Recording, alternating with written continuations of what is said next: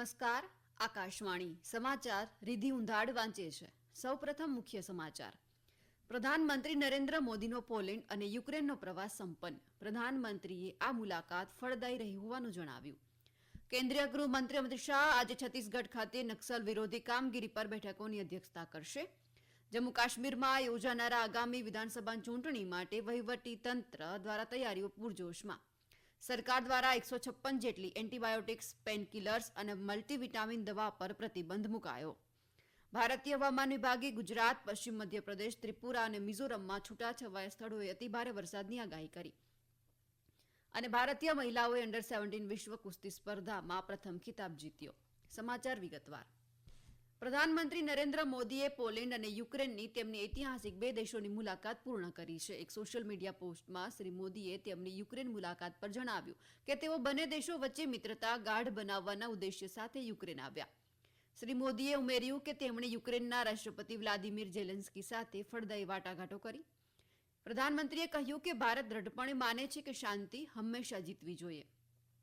આ સાથે પ્રધાનમંત્રી આતિથ્ય સત્કાર બદલ યુક્રેનની સરકાર અને લોકોનો પણ આભાર માન્યો. યુક્રેનના રાષ્ટ્રપતિ વ્લાદિમીર ઝેલેન્સ્કીએ કહ્યું છે કે તેમના દેશ અને રશિયા વચ્ચેના યુદ્ધને સમાપ્ત કરવાના વૈશ્વિક રાજદ્વારી પ્રયાસોમાં ભારત મુખ્ય ભૂમિકા ભજવી શકે છે.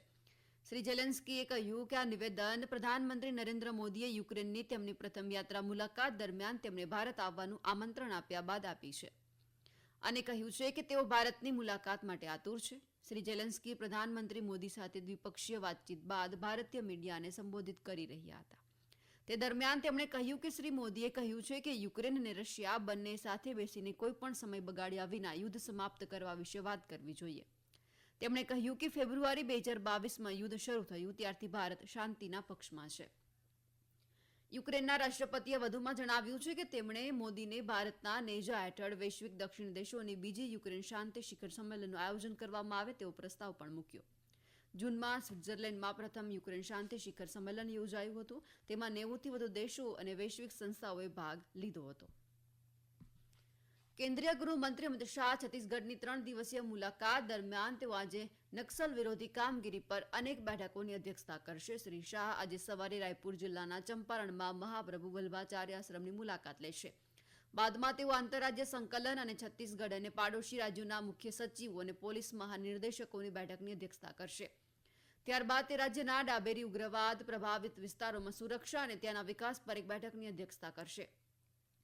ગયા વર્ષે વિધાનસભાની ચૂંટણીમાં ભારતીય જનતા પાર્ટી સત્તામાં આવી ત્યારથી છત્તીસગઢમાં નક્સલ વિરોધી અભિયાન તેજ થયું છે. આ વર્ષે અત્યાર સુધીમાં રાજ્યમાં સુરક્ષા દળો સાથેની અથડામણમાં 142 નક્સલવાદીઓ માર્યા ગયા. શ્રી અમિત શાહ આવતીકાલે સવારે રાયપુરમાં નાર્કોટિક્સ કંટ્રોલ બ્યુરોની ઓફિસનું ઉદઘાટન કરશે અને સમીક્ષા બેઠકની અધ્યક્ષતા પણ કરશે. જમ્મુ કાશ્મીરમાં યોજાનારી વિધાનસભાની ચૂંટણીમાં કાશ્મીરી શરણાર્થીઓને મતદાનની વિશેષ સુવિધા આપવા માટે ચૂંટણી પંચે જમ્મુ, ઉધમપુર અને દિલ્હીમાં 24 વિશેષ મતદાન કેન્દ્રો સ્થાપ્યા છે. જમ્મુ અને ઉધમપુરના વિવિધ રાહત શિબિરોમાં રહેતા કાશ્મીરી શરણાર્થીઓ 24 વિશેષ મતદાન મથકો પર મતદાન કરી શકશે. જેમાં જમ્મુમાં 19, ઉધમપુરમાં 1 અને દિલ્હીમાં 4 મતદાન મથકો બનાવવામાં આવ્યા છે.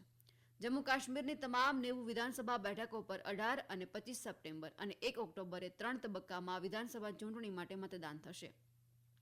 જે માટે મતદાનની તારીખો પર રજા પણ જાહેર કરી દેવામાં આવી છે અને કહ્યું છે કે કોઈપણ વ્યવસાય, વેપાર, ઔદ્યોગિક ક્ષેત્રોમાં નોકરી કરતા દરેક મતદારને પેડ રજા મળશે. જમ્મુ કાશ્મીરમાં વિધાનસભા ચૂંટણીના પ્રથમ તબક્કામાં 5,66,000 યુવાનો, 23,27,000થી વધુ મતદારો તેમના મતાધિકારનો ઉપયોગ કરશે. પ્રથમ તબક્કામાં 18 સપ્ટેમ્બરે 7 જિલ્લાની 24 વિધાનસભા બેઠકો પર મતદાન થશે. Food safety and standard authority of India FSSAએ રાજ્યોને જંતુનાશકોનો ઉપયોગ ઘટાડવા વિનંતી કરી છે અને ખેડૂત સ્તરે જંતુનાશકો પર દેખરેખ કરવા માટે આંતર મંત્રાલય સમિતિની સ્થાપના કરી. કેન્દ્રીય સલાહકાર સમિતિની 44મી બેઠકને સંબોધતા FSSAIના મુખ્ય કાર્યકારી અધિકારી કમલાવર્ધન રાવે જણાવ્યું કે આ પહેલનો હેતુ એ સુનિશ્ચિત કરવાનો છે કે કૃષિ પદ્ધતિઓ સુરક્ષિત અને ટકાઉ રહે. તેમણે જણાવ્યું હતું કે મોબાઈલ લેબ ગ્રાહક જાગૃતિ વધારવા અને ખાદ્ય સુરક્ષા પ્રથાઓ વિશે મહત્વપૂર્ણ માહિતી પ્રસારિત કરવામાં મહત્વની ભૂમિકા ભજવશે. આ સમાચાર આપ આકાશવાણી પરથી સાંભળી રહ્યા છો. આ સમાચાર આપ અમારી YouTube channel AIR news Gujarat પર પણ સાંભળી શકશો.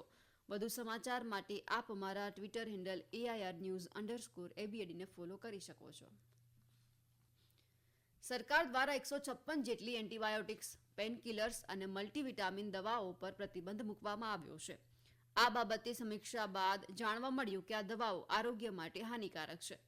આરોગ્ય મંત્રાલય એક જાહેરનામામાં કહ્યું કે આ 156 દવાઓમાં અમુક ડોઝ કોમ્બિનેશનનો ઉપયોગ અર્થાકીર્ક છે. મંત્રાલયે કહ્યું કે આ દવાઓના ઉપયોગથી લોકો માટે જોખમની સંભાવના છે, જ્યારે સલામત વિકલ્પો ઉપલબ્ધ છે. આ નિર્ણય સરકારની નિષ્ણાંત સમિતિ અને drugs technical advisory board DTAB દ્વારા કરવામાં આવેલી તપાસ બાદ લેવામાં આવ્યો છે. ભારતીય હવામાન વિભાગે આવતીકાલે ગુજરાત, પશ્ચિમ મધ્યપ્રદેશ, ત્રિપુરા અને મિઝોરમમાં છૂટાછવાયા સ્થળોએ અતિભારે વરસાદની આગાહી કરી છે. હવામાન વિભાગે કોંકણ, ગોવા, મધ્ય મહારાષ્ટ્ર, ઝારખંડ, ઓડિશા, પશ્ચિમ બંગાળ, મેઘાલય અને પૂર્વ રાજસ્થાનમાં ભારે વરસાદની આગાહી કરી છે. આ સાથે જ આ સપ્તાહ દરમિયાન ઉત્તરાખંડ, ઉત્તર પ્રદેશ, પશ્ચિમ રાજસ્થાન, હિમાચલ પ્રદેશ, અરુણાચલ પ્રદેશ, સિક્કિમ અને બિહારમાં પણ ભારે વરસાદની આગાહી કરાઈ છે. પ્રધાનમંત્રી નરેન્દ્ર મોદી આ રવિવારે 11 વાગે આકાશવાણી પરથી પ્રસારિત થનારા મન કી બાત કાર્યક્રમ દ્વારા પોતાના વિચારો રજૂ કરશે. મન કી બાત કાર્યક્રમની માસિક કડીનો આ 113મો એપિસોડ હશે. આ કાર્યક્રમ આપ Akashvani, Doordarshan, AIR news website અને ન્યૂઝ ઓન એર મોબાઈલ પર પણ સાંભળી શકશો. આ ઉપરાંત આકાશવાણીની અંગ્રેજી, હિન્દી તેમજ પ્રાદેશિક ભાષાઓની YouTube ચેનલ પર આપ તેને સાંભળી શકશો. આકાશવાણી પરથી મુખ્ય કાર્યક્રમ બાદ પ્રાદેશિક ભાષાઓમાં કાર્યક્રમનું પ્રસારણ કરાશે. ભારતીય મહિલાઓએ જોર્ડનના અમાનમાં રમાઈ રહેલી અંડર-17 વિશ્વ કુસ્તી સ્પર્ધામાં પોતાનું વર્ચસ્વ જાળવી રાખી 185 અંક સાથે પ્રથમ ખિતાબ જીત્યું છે. જાપાન 146 અંક સાથે બીજા ક્રમે અને કઝાકિસ્તાન 79 અંક સાથે ત્રીજા ક્રમે છે. કાજલ ભારત તરફથી સુવર્ણચંદ્રક જીતનારી દેશની 5મી મહિલા રેસલર બની છે. કાજલે 69 કિલોગ્રામ વજન વર્ગમાં યુક્રેનની મહિલા ખેલાડીને 9-2થી હરાવીને જીત પણ મેળવી છે.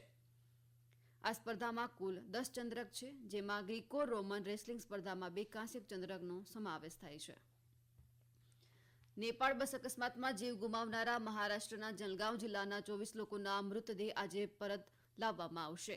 મૃતદેહોને ઉત્તર પ્રદેશના ગોરખપુર લાવવામાં આવશે અને ત્યાંથી ભારતીય વાયુસેનાના વિમાનમાં નાસિક પણ લઈ જવામાં આવશે.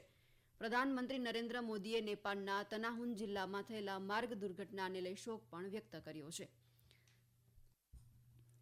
અને હવે સાંભળીએ આજના અખબારોની મહત્વની હેડલાઇન. આજના લગભગ તમામ અખબારોમાં ફ્રન્ટ પેજ પર હેડલાઇન તરીકે ભારત, યુક્રેન અને રશિયા વચ્ચેના યુદ્ધને સમાપ્ત કરવામાં મદદગાર બનશે તે ન્યૂઝ છવાયેલા છે.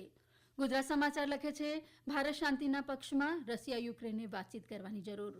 દિવ્ય ભાસ્કર લખે છે, યુક્રેન અને રશિયા શાંતિનો માર્ગ શોધે, ભારત મદદ કરશે. રાજસ્થાન પત્રિકા જણાવે છે, બિના વક્ત ગવાએ શાંતિ કી ઓર બઢે, PM મોદી. અન્ય સમાચારોમાં દિવ્ય ભાસ્કર લખે છે, રિલાયન્સ હોમ ફાઇનાન્સના ફંડમાં ગડબડીને લીધે શેરબજારમાં 5 વર્ષ માટે અનિલ અંબાણી પર પ્રતિબંધ મુકાયો. નેપાળમાં ભારતીય બસ નદીમાં ખાબકતા 27ના મોત થયા હોવાના સમાચાર ગુજરાત સમાચાર, સંદેશ, નવ ગુજરાત સમય, ઇન્ડિયન એક્સપ્રેસમાં પ્રથમ પાને લેવાયા છે. આ સાથે દિવ્ય ભાસ્કર જણાવે છે કે આરજીકર મેડિકલ કોલેજ ગેરરીતિની તપાસ CBI કરશે. આ સાથે ગુજરાત સમાચાર લખે છે, છત્તીસગઢમાં 47 જવાનોના હત્યારા નક્સલીનું આત્મસમર્પણ અને ખાનગી અને મ્યુનિસિપલ મેડિકલ કોલેજોમાં MBBSમાં 2 થી 4.60 લાખ ફીનો વધારો. અંતે મુખ્ય સમાચાર ફરી એકવાર. પ્રધાનમંત્રી નરેન્દ્ર મોદીનો પોલેન્ડ અને યુક્રેનનો પ્રવાસ સંપન્ન. પ્રધાનમંત્રીએ આ મુલાકાત ફળદાયી રહી હોવાનું જણાવ્યું. કેન્દ્રીય ગૃહમંત્રી અમિત શાહ આજે છત્તીસગઢ ખાતે નક્સલ વિરોધી કામગીરી પર બેઠકોની અધ્યક્ષતા કરશે. જમ્મુ કાશ્મીરમાં યોજાનારી આગામી વિધાનસભા ચૂંટણી માટે વહીવટીતંત્ર દ્વારા તૈયારીઓ પૂરજોશમાં. સરકાર દ્વારા 156 જેટલી એન્ટીબાયોટિક્સ, પેનકિલર્સ અને મલ્ટીવિટામિન દવાઓ પર પ્રતિબંધ મુકાયો. ભારતીય હવામાન વિભાગે ગુજરાત, પશ્ચિમ મધ્યપ્રદેશ, ત્રિપુરા અને મિઝોરમમાં છૂટાછવાયા સ્થળોએ અતિભારે વરસાદની આગાહી કરી. ભારતીય મહિલાઓએ અંડર-17 વિશ્વ કુસ્તી સ્પર્ધામાં પ્રથમ ખિતાબ જીત્યો. આકાશવાણી પરથી સમાચાર પૂરા થયા. નમસ્કાર.